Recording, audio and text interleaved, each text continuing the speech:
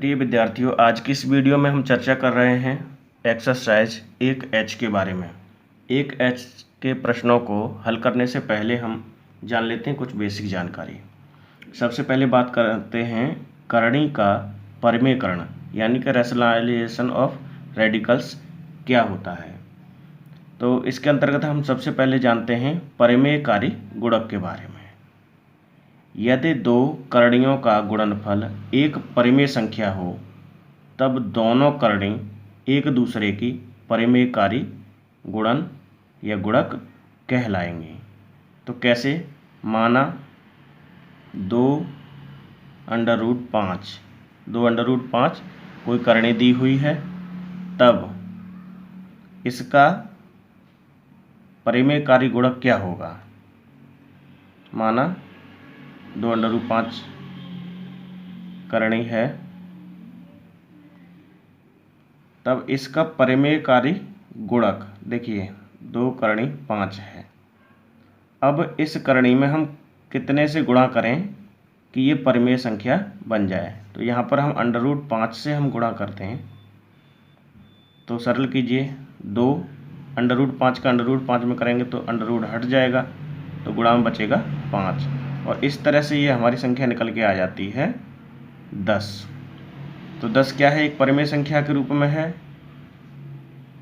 परिमेय संख्या के रूप में है, क्योंकि इसको 10/1 लिख सकते हैं।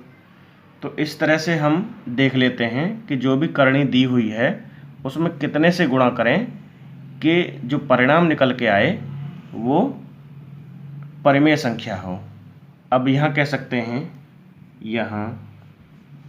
यहाँ अब देखिए √5 से हमने गुणा किया था, परिमेयकारी गुणक हो गया ये। तो यहाँ √5 2√5 का परिमेयकारी गुणक है तथा √5 का 2√5 परिमेयकारी गुणक है।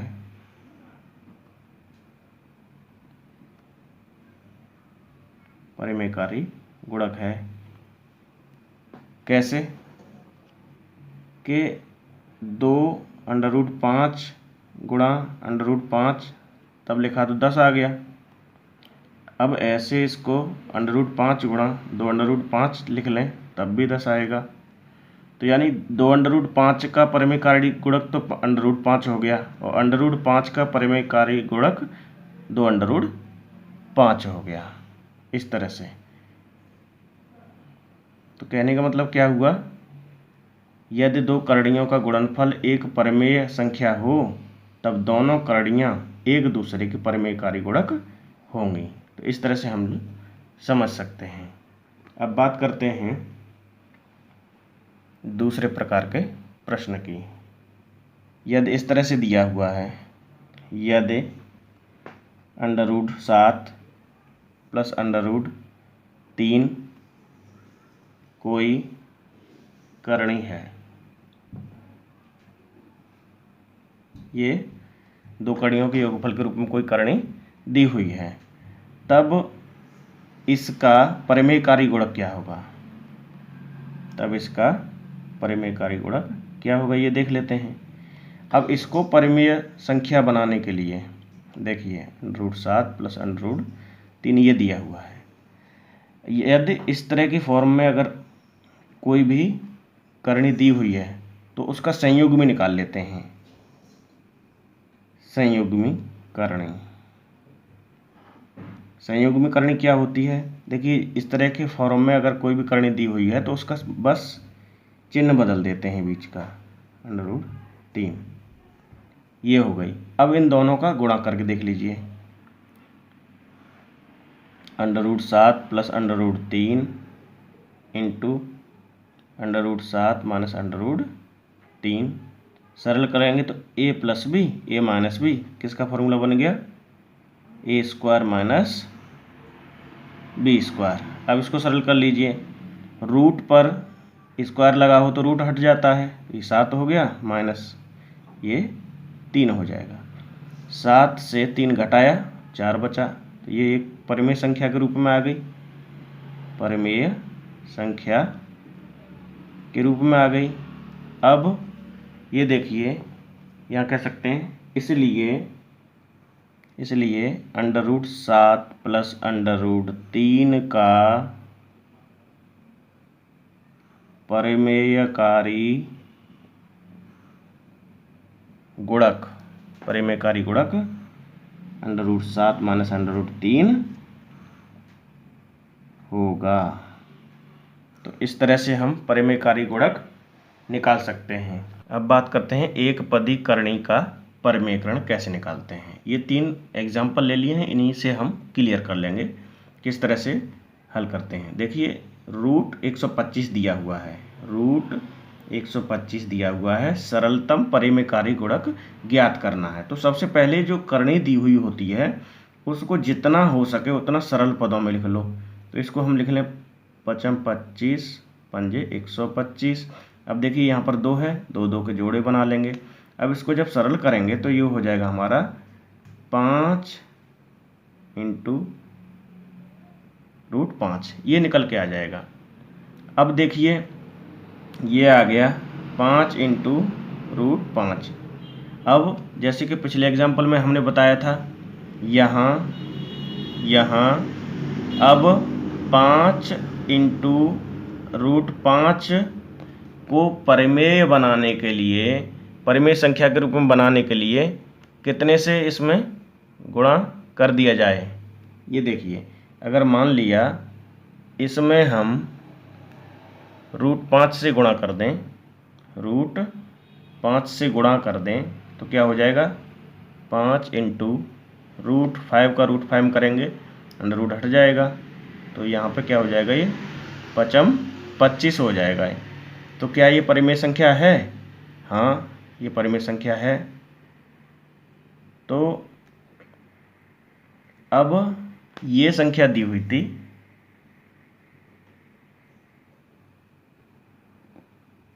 √125 का परिमेयकारी गुणक क्या हो जाएगा हमारा, √5। अतः √125 का परिमेयकारी गुणक √5 होगा।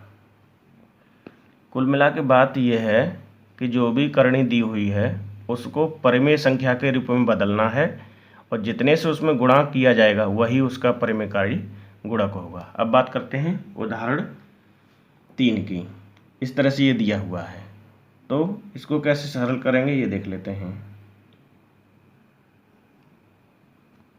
3 करणी 24 दिया हुआ है, जितना सरल हो सके सरल कर लो।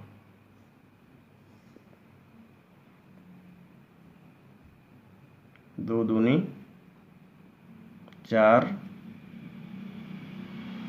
दूनी 8, दिए 24। यहाँ पे 3 करणी दिया हुआ है तो 3 3 के जोड़े बना लेंगे। इसको और सरल करेंगे तो 3 करणी 2 की घात 3 गुणा 3 हो जाएगा। इसको और सरल करेंगे तो 3 करणी 2 की घात 3 गुणा 3 करणी 3 हो जाएगा। अब देखिए यहाँ से ये कट जाएगा तो ये 2 बचेगा, 2 × 3 करणी 3 बचा। अब देखिए अब हमारा 3 करणी 24 को जब हम सरल किए तो कितना निकल के आ गया, 2 × 3 करणी 3। अब इसमें कितने से गुणा करें कि ये परिमेय संख्या बन जाए। तो देखिए क्या करते हैं, इसको 2 × 3 की घात 1/3 लिख लें, कोई दिक्कत नहीं है, 1/3 लिख लिया। अब इसमें कितने से गुणा करें कि ये 3 करणी ये रूट खत्म हो जाए। तो देखिए क्या करेंगे इसमें, यानी ये जो घात दी हुई हो इसको 1 से घटा दीजिए, 1 में से इसको घटा दीजिए। जब 1 में से इसको घटाएंगे 1 में से इसको घटाएंगे तो ये हो जाएगा 3 एकन 3, 3 में से गया 2/3। तो ये 1 में से घटाए 2/3 बचा। तो यहाँ पर हम कितने से गुणा करेंगे? 3 की घात 2/3 से। अब देखिए सरल कर लीजिए इसको, 2 इंटू 3 की घात, अब देखिए हमने इतने से गुणा किया है, ये ध्यान रखेंगे, यानी ये परिमेयकारी गुणक है हमारा। इसको सरल करेंगे तो क्या हो जाएगा? 3 की घात 1/3 धन और ये 2/3, यानी कि 2 इंटू 3 की घात, इसको सरल करेंगे तो 3/3, यानी 2 इंटू 3 से 3 कट गया, 3 बचेगा, यानी ये आ गया हमारा 6। तो ये परिमेय है, तो परिमेय है। अब ये देख लीजिए कि इसमें परिमेय बनाने के लिए हमने कितने से गुणा किया था? इतने से। और इसको हम किस रूप में बदल सकते हैं? अतः इसको हम कितना लिख सकते हैं? ये लिख सकते हैं 3 करणी 3 की घात 2, और इसको हम फिर सरल करें तो 3 करणी ये हो जाएगा 9। अब ये देखिए, यानी कि √3 करणी 24 का परिमेयकारी गुणक कितना निकल के आ गया हमारा? ये निकल के आ गया। यहाँ लिख सकते हैं अतः 3 करणी 24 का परिमेयकारी गुणक बराबर 3 करणी 9। ये आंसर हो जाएगा। इसी तरह से इस प्रश्न का निकालें। प्रश्न संख्या 3 दिया हुआ है। व्यंजक √7 प्लस √5 का परिमेयकारी गुणक निकालिए। तो इसे पीछे भी मैं बता चुका हूँ, उसी की तरह इसको भी आप निकाल कर देखिएगा। प्रिय विद्यार्थियों, अब बात करते हैं प्रश्न संख्या 4 की।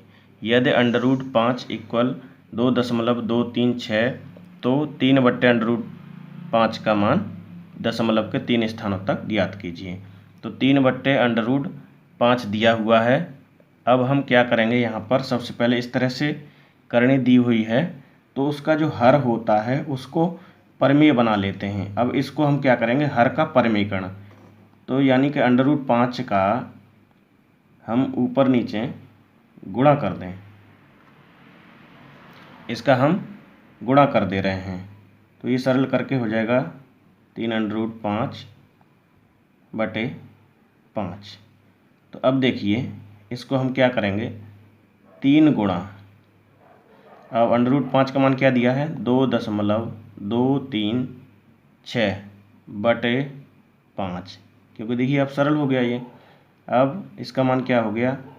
3 × 18, 3 × 9 और 1 10, 3 दूनी 6 और 1 7 और 3 दूनी 6। अब इसमें 0.3 अंक के बाद है, तो ये 5 का इसमें भाग दे देंगे। अब इसको सरल कर लीजिए। 5 का भाग देंगे तो 5 × 5, 1 बचा, 5 × 3 = 15, 2 बचे, 5 × 4 = 20 और 5 × 1 = 5। 3 अंक तक ये हमारा इस तरह से आंसर निकल आएगा। तो इस तरह के अगर प्रश्न दिए हुए हों तो आप इसी तरह से प्रश्न को हल कर दीजिएगा। अब बात करते हैं उदाहरण संख्या 5 की। इसमें 2 प्रश्न दिए हुए हैं। ये दिए हुए हैं 5 + √6, 2 + √5। इनको सरल करने के लिए कहा गया है। तो कैसे सरल करेंगे? दोनों कोष्ठकों का आपस में गुणा करना है यहाँ पर। तो एक संख्या, कोई भी एक कोष्ठक ले लीजिए। मैं यहाँ ये वाला कोष्ठक ले लेता हूँ। ये 2 का गुणा पहले पूरे कोष्ठक में कर दीजिए। 2 × 5 = 10 धन 2√6 और धन। अब देखिए इसका गुणा हमने पूरे में कर दीजिए। अब इसका हम करेंगे तो इसका गुणा इसमें करेंगे तो 5√5 प्लस इसका गुणा इसमें करेंगे तो ये होगा √5 × 30। अब देखिए 10 + 2√6 plus 5 under root 5 plus under root 30, तो यही रहेगा।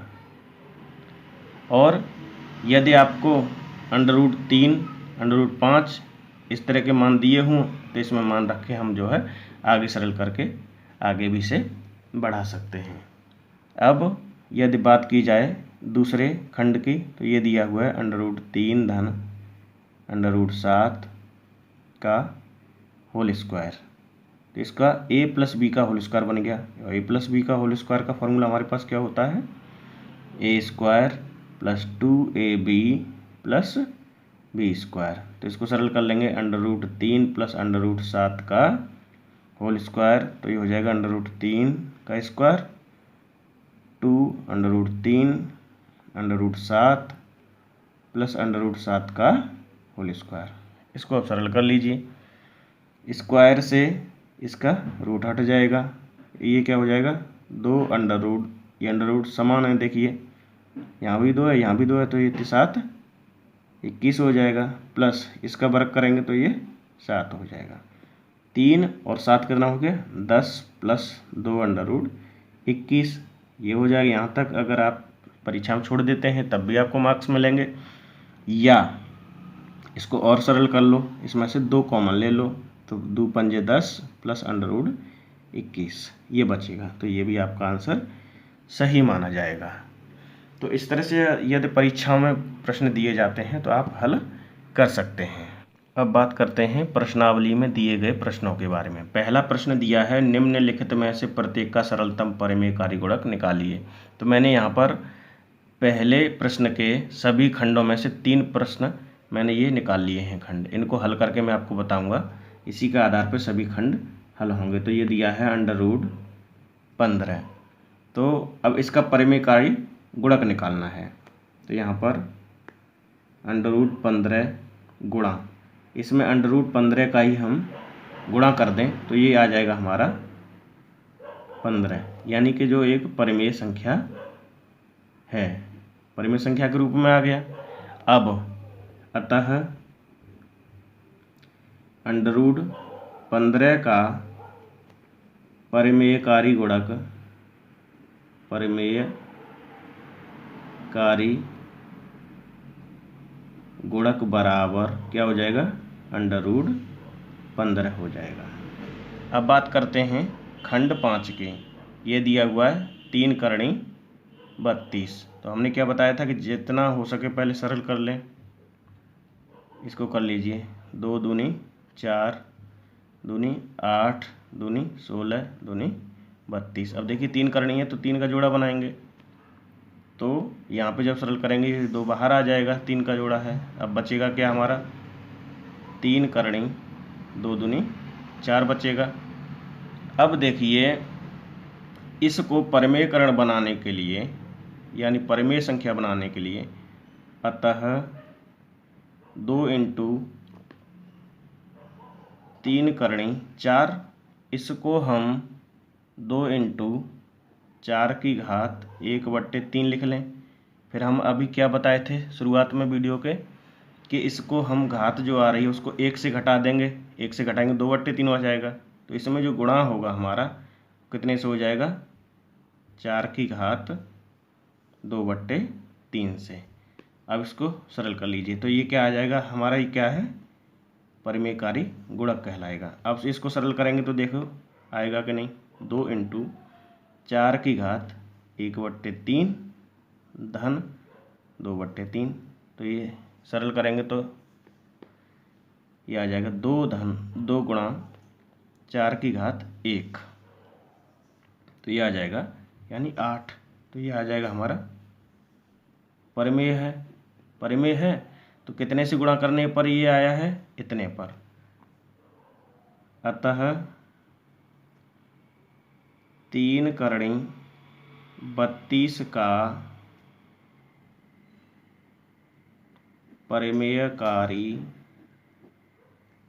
परिमेयकारी गुणक बराबर कितना था ये 4 की घात 2/3। तो इसको कैसे लिख सकते हैं 3 करणी 4 की घात 2। इसको जब सरल करेंगे 4 यानी 3 करणी 4 की घात 2 बराबर 3 करणी 4 चौक 16। तो ये हो गया। तो ये हमारा आंसर आ गया। यानी कि 3 करणी 32 का परिमेयकारी गुणक कितना निकल के आ गया हमारा? 3 करणी 16। इसी तरह से अब प्रश्न संख्या खंड 8 की बात करते हैं। ये दिया हुआ है 4 × 3 करणी 9। इससे ज़्यादा ये सरल नहीं हो सकता, तो यहाँ पर लिखेंगे 4 × 3 करणी 9 का परिमेयकारी गुणक बराबर। तो देखिए ये है, तो इसको हम क्या लिख सकते हैं? इसको लिख सकते हैं 9 की घात 1/3। तो अब इसमें कितने से गुणा करना पड़ेगा? यहाँ से क्लियर हो जाएगा। 9 की घात 1 - 1/3 यानी कि 9 की घात 2/3। यानी और सरल करें इसको तो 3 करणी 9 की घात 2। और सरल करें इसको तो ये 81 ये हो जाएगा। अब इसको सरल कर लें और तो 3 करणी 3 त्रिका 9 तिया 27 तिया 81। 3 3 का जोड़ा बना लीजिए तो ये 3 बाहर आ जाएगा। 3 × 3 करणी 3 यानी कि 3 × 3 करणी 3 से हम इसमें गुणा कर दें दी हुई संख्या में तो हमारा परिमेय रूप में बदल जाएगा। तो ये हमारा आंसर आ जाएगा। एक सरल करके देख लें एक बार, इसको उत्तर की जांच कर लें। 4 × 3 करणी 9 गुणा 3 × 3 करणी 3। तब सरल करिए 4 तिया 12 × 3 करणी है तो 9 गुणा 3 ये हो जाएगा। 12 × 3 करणी इसको कर लीजिए 3 त्रिका 9, ये 9 को 3 त्रिका 9 लिख लिया और 3 है तो 12 ×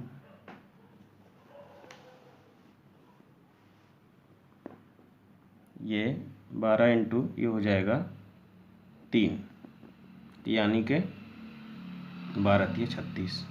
तो ये परिमेय है, परिमेय हो जाएगा। तो यानी कि इतने का हम गुणा कर दें तब ये दी हुई जो करणी है वो परिमेय हो जाती है। प्रश्न संख्या 2, निम्नलिखित में से प्रत्येक को हर को परिमेयकरण बनाकर लिखिए। तो देखिए 2/√5 दिया हुआ है। 2/√5 दिया हुआ है तो ये कह रहे हैं कि परिमेय हर बनाकर लिखिए, यानी कि हर को परिमेय बनाना है। तो जब हर को इसको परिमेय बनाना है तो हम कितने से गुणा कर देंगे इसमें? √5/√5 से, जैसे पिछले प्रश्न में बताया था। इसको जब सरल करेंगे तो 2/5/5। अब देखिए ये हमारा जो हर है ये परिमेय संख्या के रूप में आ गया तो ये हमारा हो जाएगा आंसर। अब बात करते हैं प्रश्न संख्या 2 के चौथे खंड की। 13/3 करणी 3 दिया हुआ है। अब इसमें हम इसको हम ऐसे लिख लें 13/3 की घात 1/3 लिख लें। तो अब इसमें कितने से गुणा करें ये देख लें। यहाँ पर घात क्या 1/3 तो इसमें 1 से घटा दीजिए इसको। तो 13/3 की घात 1/3 है तो इसमें 1 घटा दीजिए तो यानी कि 2/3 हो जाएगा। 1 में से 1/3 घटाए 2/3 हो जाएगा। तो इसमें हम जब गुणा करेंगे ऊपर नीचे तो 3 की घात 2/3 और 3 की घात 2/3 से गुणा कर लेंगे। अब इसको सरल कर लीजिए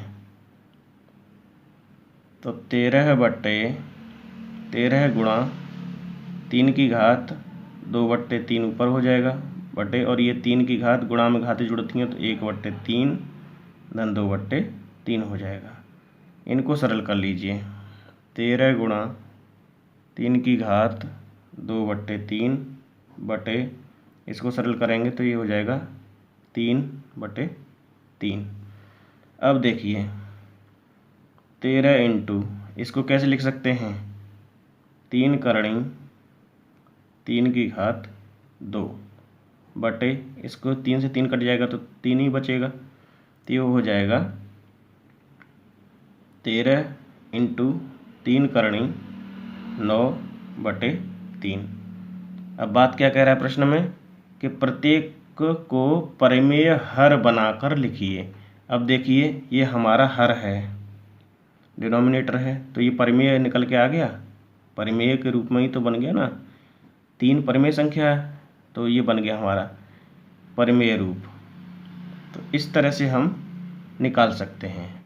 इसी तरह से प्रश्न संख्या 2 के छठे खंड की हम बात करें, ये दिया हुआ 3 इंटू √2 बटे 7 इंटू 3 करणी 3, तो इसको भी हम ऐसे लिख लेंगे 3 इंटू √2 बटे 7 इंटू 3 की घात 1/3।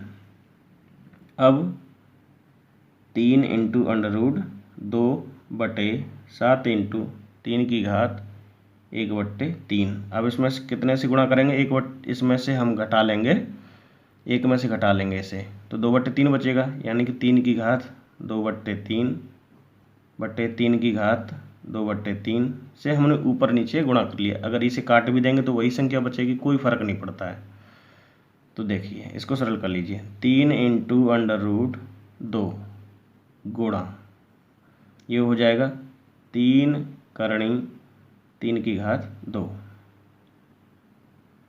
बटे, ये क्या हो जाएगा 7 इंटू 3 की घात 1/3 धन 2/3, ये हो जाएगा।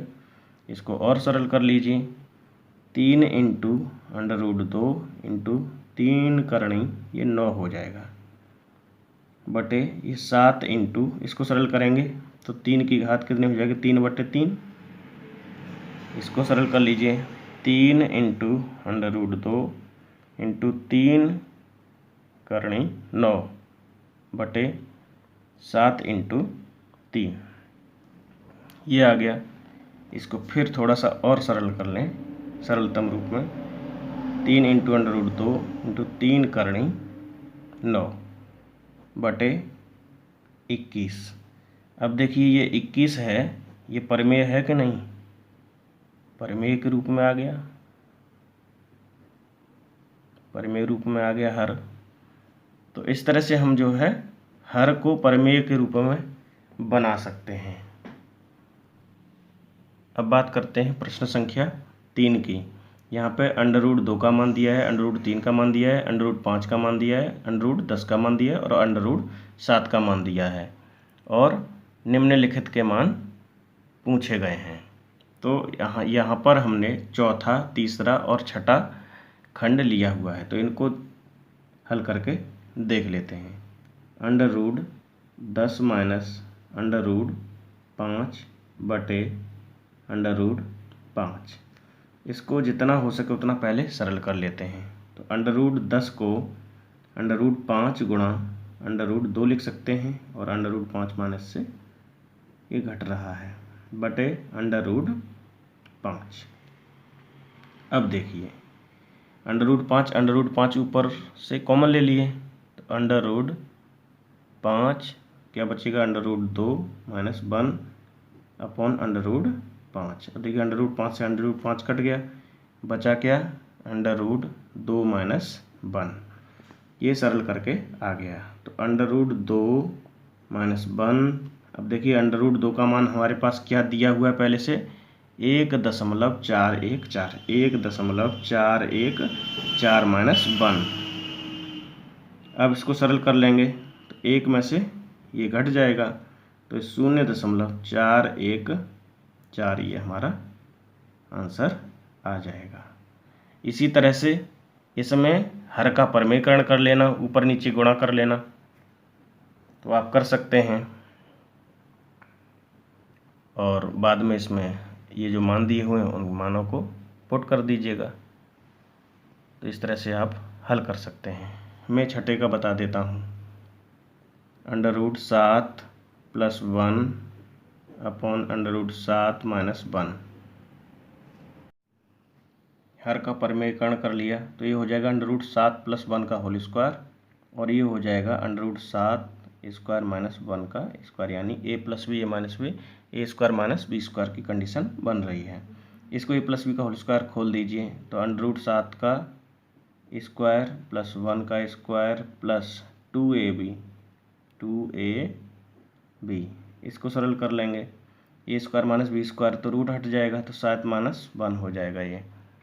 अब इसको √7 का स्क्वायर यानी 7 + 1 का स्क्वायर 1 प्लस ये हो जाएगा 2√7 अपॉन 7 में से 1 गया 6 बचे, इसको सरल करेंगे 7 और 1 8 प्लस 2√7/6। अब इसमें से 2 ऊपर से कॉमन ले लीजिए, तो 2 चौक 8 प्लस √7 अपॉन 6, इससे 2 तिया 6, तो ये सरल करेंगे तो 4 प्लस √7/3, ये आंसर निकल के आ जाएगा। तो हमारा जो आंसर फाइनली जो निकल के आएगा 4 धन √7/3, ये हमारा आंसर निकल कर आ जाएगा। तो इस तरह से आप पूरी प्रश्नावली का प्रैक्टिस करिएगा।